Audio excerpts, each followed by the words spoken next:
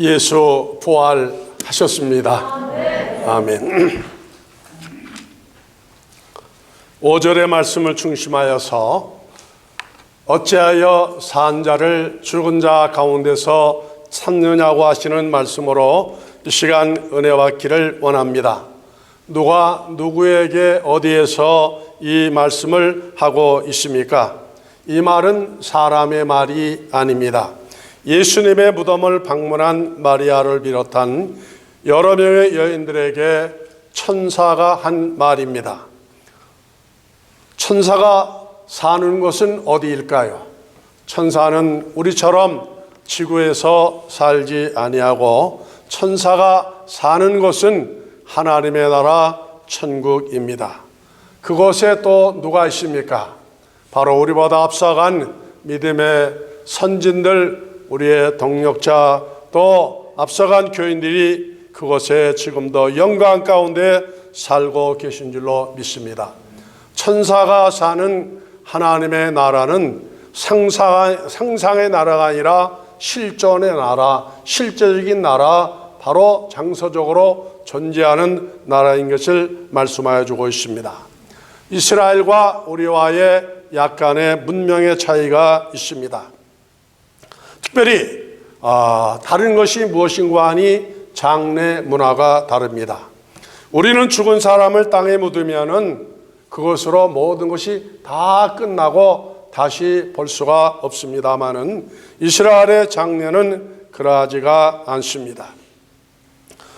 천사와 예수님의 무덤을 찾은 여인들의 대화도 우리의 문화로라가는 이것을 이해하기가 어렵습니다. 그런 일이 없기 때문인 것이죠.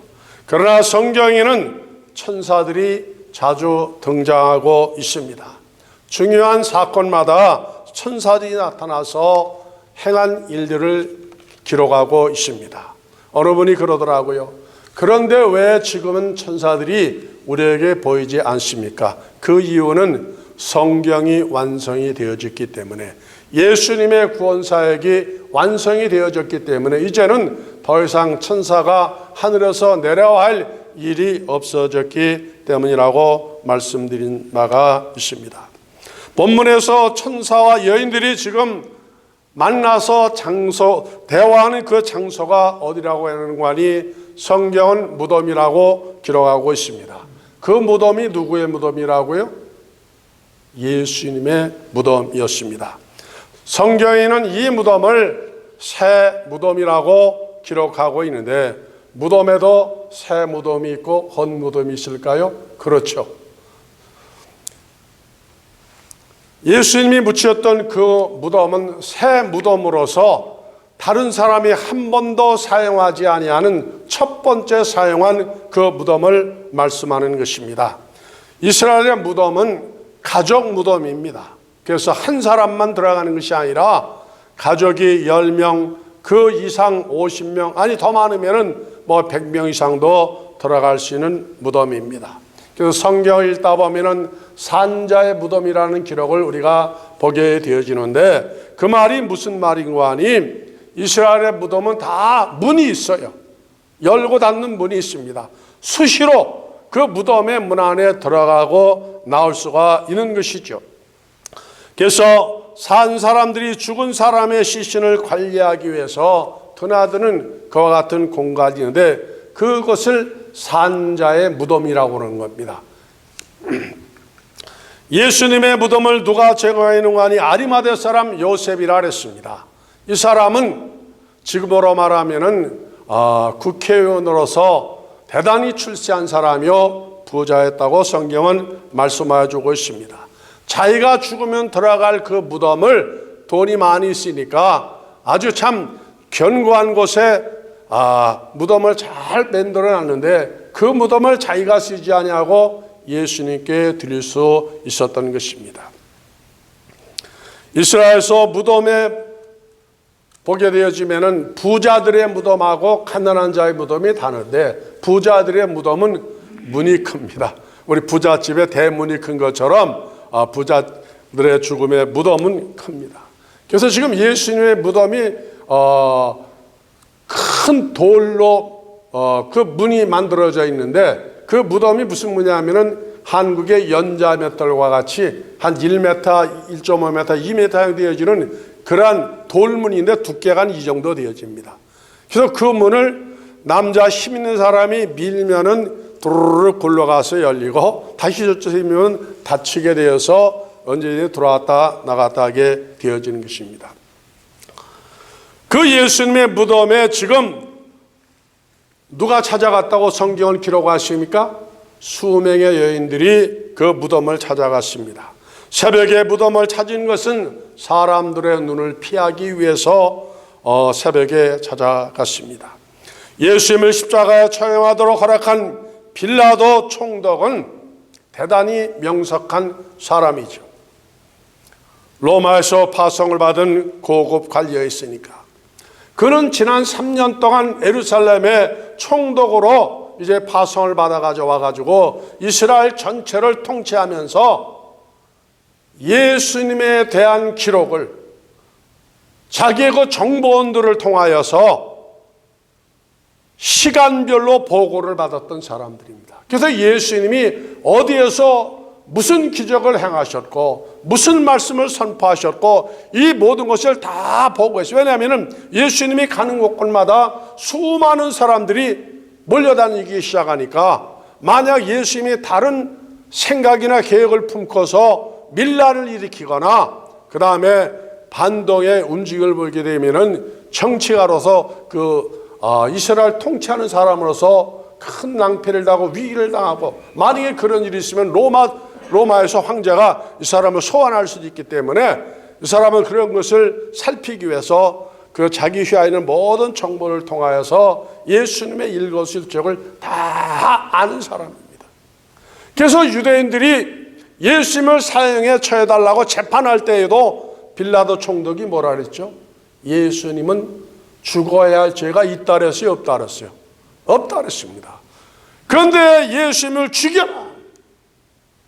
그러면서 그 예루살렘의 모든 종교인들이 다 벌떼같이 일어나니까 죽일 죄가 없는 것을 알면서도 그 사형원들을 내리지 않으면은 유대인들이 다 예루살렘에서 폭동을 일으킬 것을 염려하여서 이 빌라도가 정책인 판단으로 예수님을 십자가에 죽도록 내어준 것입니다.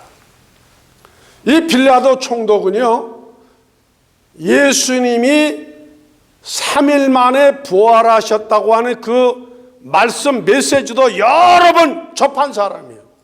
그래서 예수님이 부활할 것도 인지하고 있었습니다. 그래서 무슨 조치를 내렸는고 하니 만약 예수님이 죽었다가 정말로 말씀하신 대로 3일 만에 부활하시게 되어지면은 이거는 자기가 통제할 수 없는 대단한 사건이기 때문에 그대로 방치해둘 수가 없어서 예수님의 무덤을 누가 지켰어요? 유대인 너희들이 맡아서 무덤 관리하라고 말하지 아니하고 자기 휘하에 있는 특수 경호부대원들을 수십 명에게 예수님의 무덤을 지키게 했던 겁니다. 그리고 누구도 예수님 무덤에 접근하지 못하게 하고 거기에다가 총독의 봉인을 해버렸어요. 누구든지 예수님의 무덤에 와서 이 문을 열기만 하면은 그건 엄단에 처한다. 그렇게 했었던 이유는 만에 하나로도 유대인들이 지금까지 주장하는 것처럼 예수님의 제자들이 예수님의 시체를 훔쳐갔다고 유언비어를 만약에 배포하게 되지만 그것도 또 감당할 수 없는 일이기 때문에 그것도 방지할 겸 철저하게 이렇게 경비를 서게 되었었던 것입니다.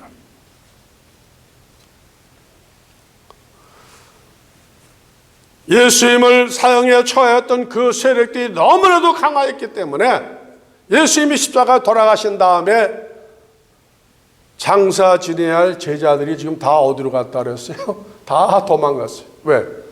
또 자기들도 잡히면은 예수님처럼 그냥 인정사정 없이 처절한 죽임을 당하고 살고서 수제자 베드로를 중립한 모든 제자들이 다 대피하여서 예수님의 장례를 누가 지냈다고요? 전혀 다른 사람들이 지냈었던 것입니다. 지금 이 수명의 여인들이 예수님의 무덤을 찾아간 것도 이유가 있어요. 1절에 보니까 저들이 지금 예수님의 무덤을 찾아간 것은 부활하신다는 사실은 상상도 하지 못하고 무엇을 들고 갔다 그래서 예수님의 무덤에 향품을 들고 갔다 그랬습니다. 이스라엘의 장례 제도는 시신에다가 뭐를 발라줘요? 향을 발라주는 거예요.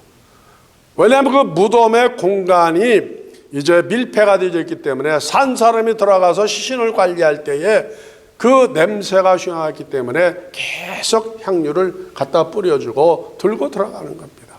그래서 시신이 다 물이 이제 흘러내려서 선반 같은 곳에 얹어놓고서 다 내려서 뼈가 남으면은 그 뼈를 모아가지고 돌로 만든 항아리에다가 거기다 뼈를 집어넣고서 겉에다 이름을 쓰죠. 이제 몇 년 몇일에 돌아가셨고 뭐 아버님이나 어머님의 상을 쳐서 항아리에 넣어놓고 그 다음에 두 번째 돌아가면서 쭉 놓습니다. 가족 수사가 많으면 몇십 배. 나는 앞으로 이 장례 제도가 우리나라도 물론이고 미국도 마찬가지고 이렇게 되어졌으면 좋겠다고 생각하는 사람. 왜냐하면은 제한된 장소, 한국까지 좁은 땅덩어리에서 한 사람이 매번 땅을 찾아서 보면은 그 남는 땅이 무엇이 있겠습니까?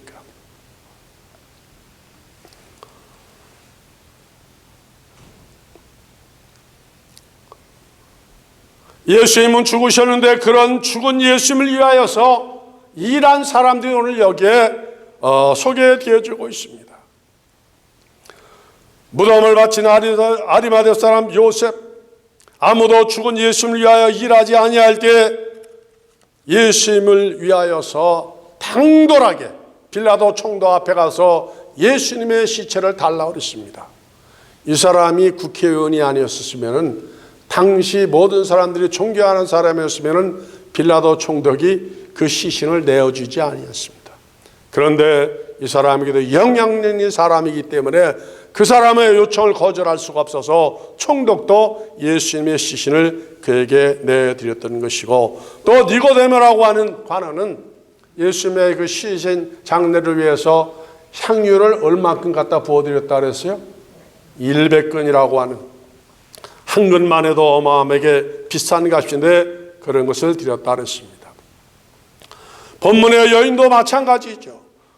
모두 다 산 예수님을 위해서 저희들이 수고한 것이 아니라 죽은 예수님, 다시 말하면 예수님에 대하여서 뭐 더 바랄 것도 없고 기대할 것도 없고 그러한데 그 죽으신 예수님을 향하여서 그렇게 자기의 최선의 정말로 정성으로 섬겼었기 때문에 그들이 어떤 영광을 누리느니 부활하신 예수님을 만나볼 수가 있었던 것입니다. 그래서 예수님을 향하여 일하는 것은 바로 이렇게 어마어마한 놀라운 은혜와 상급으로 우리에게 주어지는 것을 말씀하여 주고 있는 것이죠.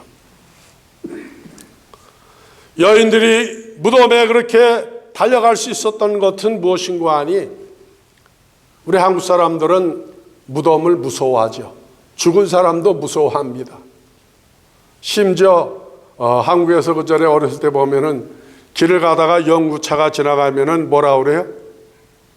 재수가 없다 그러더라고요. 그거 보면은. 근데 기독교의 영향을 받은 미국에 와서 보이니까 제가 놀란 게 뭐냐면은요, 미국에서는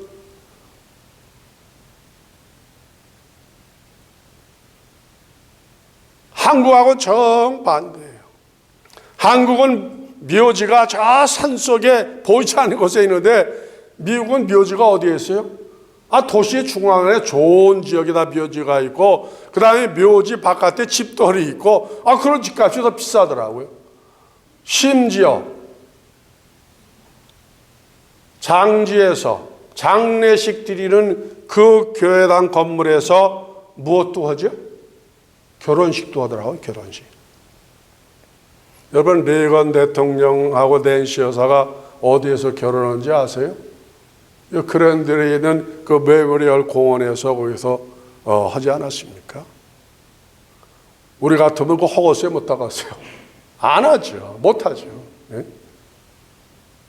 생각이 다른 거예요. 사고가 다릅니다.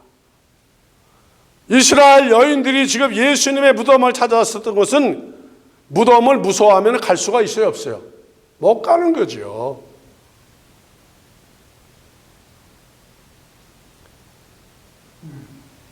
우리는 산자와 죽은 자, 삶과 죽음을 그렇게 분리해서 생각하지 아니하는데 성경은 하나로 생각하는 겁니다. 누구도 죽을 거니까 나도 죽는 거예요. 여러분도 다 죽습니다. 죽음이 나쁜 것만 아니고 그 죽음의 관문을 통하여서 영광의 세계로 들어갈 수 있기 때문에 그러는 것입니다. 이 여인들이 예수님의 무덤에 가면서 제일 걱정되어지는 것이 무엇이었는가 하니 누가 우리를 위해서 무덤에 무거운 돌문을 열어주려 하면서 갔던 거예요. 왜? 자신들의 여인의 연약한 힘으로서는 그 문을 밀어서 열 수가 없을 것 같아서 그랬는데 가서 보니까 그 문이 어떻게 됐다고요? 열려 있었다 그랬습니다. 누가 열었어요? 무덤을 지키는 로마 병정들은 아니었습니다. 누가 열었죠? 하늘에서 내려온 천사들이 열었습니다. 무덤을 지키는 로마 병정들이 그 천사들을 보자마자 다 기절해버렸어요. 완전 무장한 세계 최대의 그 청해 부대원들이 얼마나 참 하늘에서 내려오신 그 천사들의 위엄이 그렇게 빛이 났으면 모두가 다 혼절해버렸어요.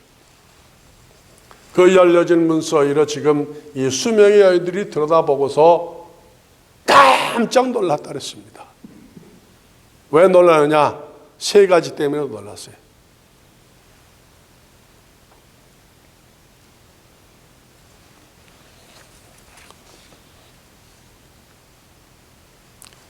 오절과 6절에 보면 여자들이 두려워 얼굴을 땅에 대니 두 사람이 이르되 어찌하여 산 자를 죽은 자 가운데서 찾느냐?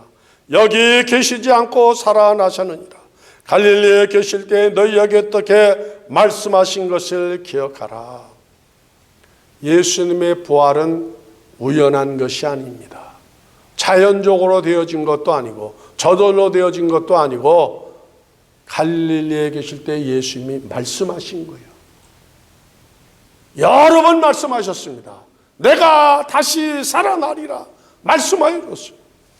그런데 모두가 다 한 귀로 듣고 한 귀로 흘려버리는 거예요. 어떻게 다시 살 수 있습니까?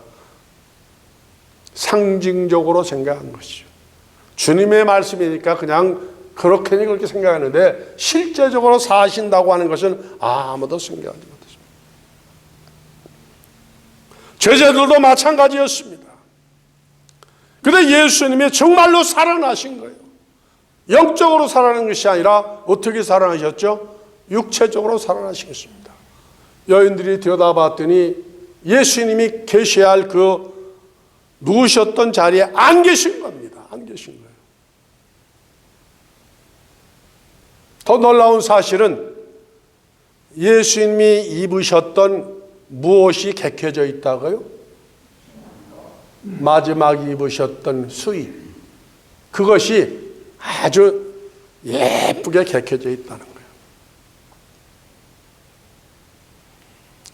민집사님이 오늘 아침에 부활절 입을 흰옷을 입으시기 위해서 오랫동안 두었던 거 끄집어내가지고 아침에 그냥 다림질 하셨다 그러는데 예수님의 그 수의도 정성스럽게 잘 준비된 것 입으셨던 것을, 그 다음에 만약 지금도 유대인들은 제자들이 예수님의 시체를 훔쳐갔다고 지금도 가르치고 주장하고 있어요.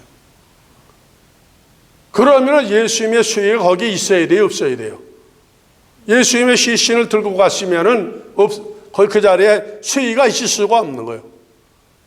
그런데 그 수의가 그냥 막 벗겨져 있는 것도 아니고 잘 포개져 개어져 있다 그랬어요. 아니 지금 로마 병정들이 창칼을 들고 바깥에서 지키는 돌무덤에서 예수님의 시체를 훔쳐갈 시간적 여유도 없죠. 그럴 배짱도 없지만 그래서 다 도망갔지만 저들의 유대인들 주장처럼 그렇게 했다면은 갈 때 예수님 그 옷을 벗겨놓고 그냥 맨몸으로 들고 갈 그런 시간적인 여유가 있어요, 없어요? 없죠. 근데 이게 잘 개켜져 있다는 것은 예수님이 육체적으로 부활한 것을 말씀하죠. 세 번째 놀라운 게 뭐냐면은 그 안에 누가 계셨어요? 사람의 형상을 했는데 사람은 아닌데 그 얼굴에서 광채가 나고 그 입으신 옷이 빛나는 옷을 입으셨습니다. 세상에는 볼 수 없는 그 위험스러운, 얼마나 놀랐으면 이 여인들이 그냥 얼굴을 땅바닥에 박았다 그랬습니다.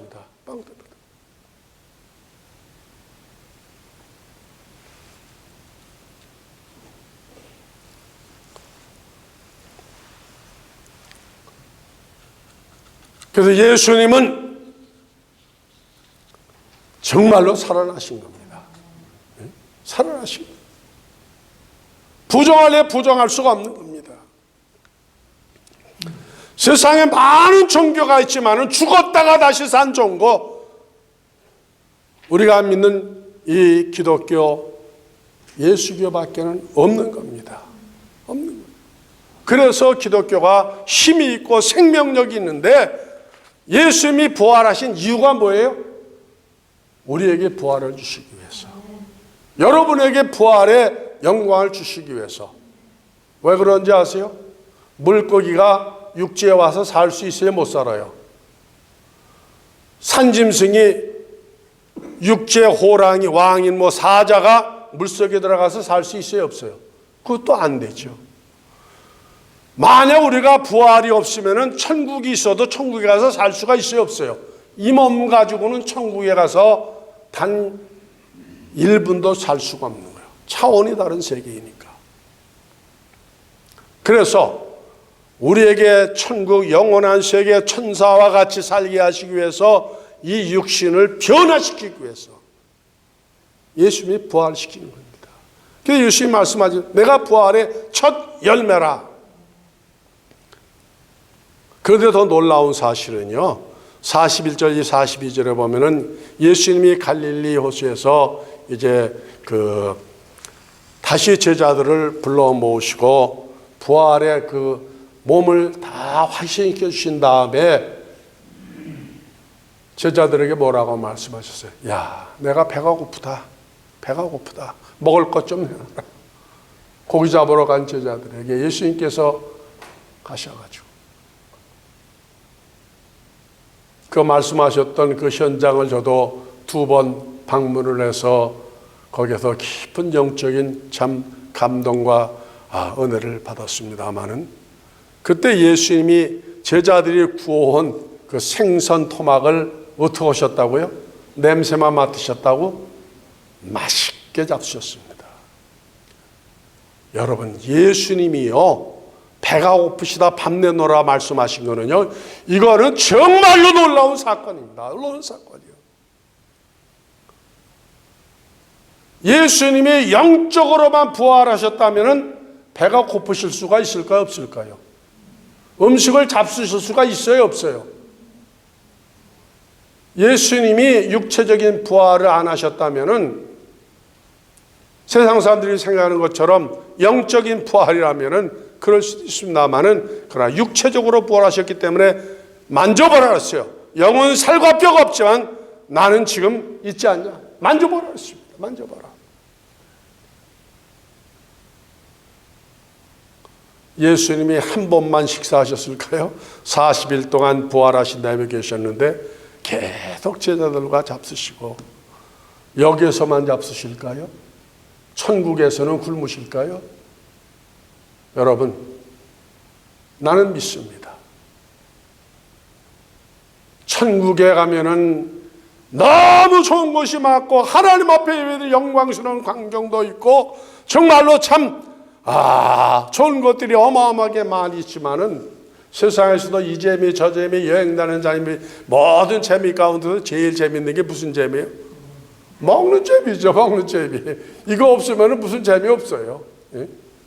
오늘도 우리 여전도원들이 여러분 맛있는 거 해드리려고 이른 새벽부터 준비한 것들이 많이 있는데, 잔치에서 음식이 빠지면 안 되는 거죠. 천국에도 먹는 재미가 있을까요? 없을까요?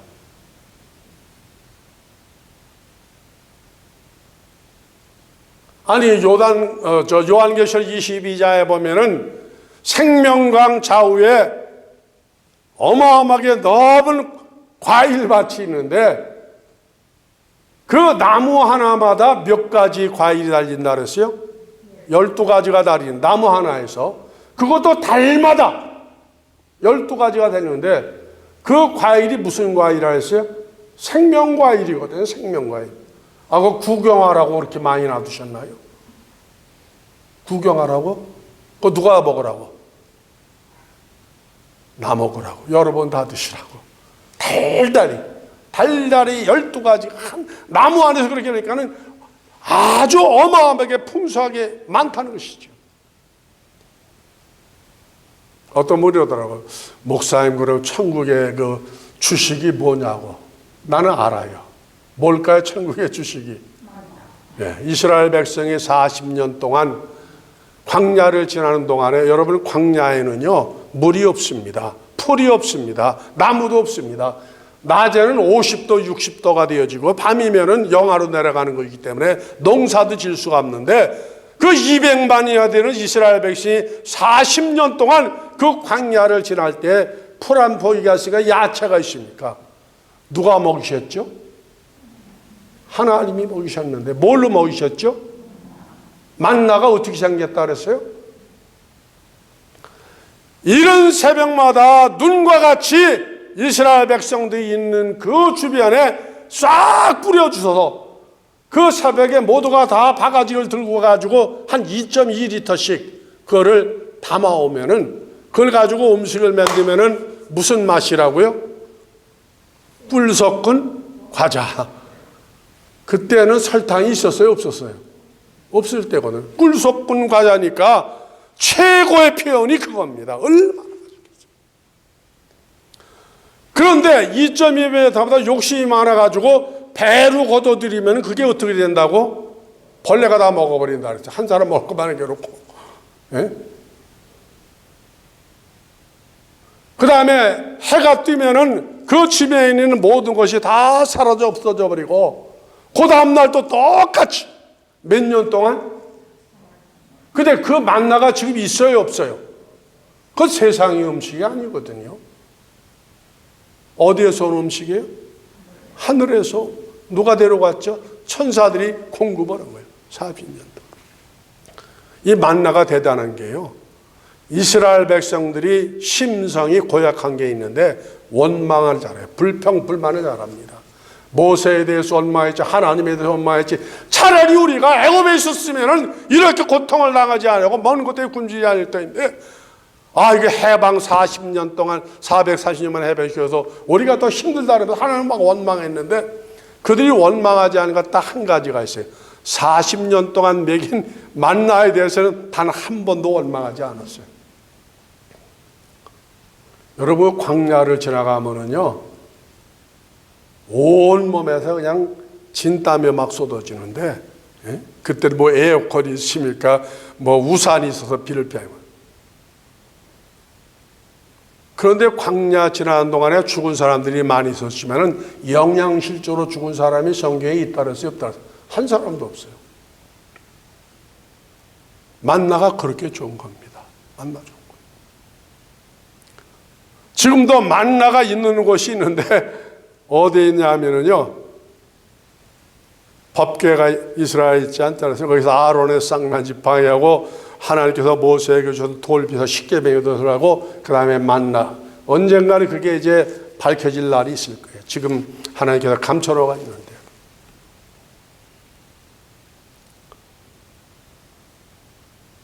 그것이 누가 먹을 양식이라고요?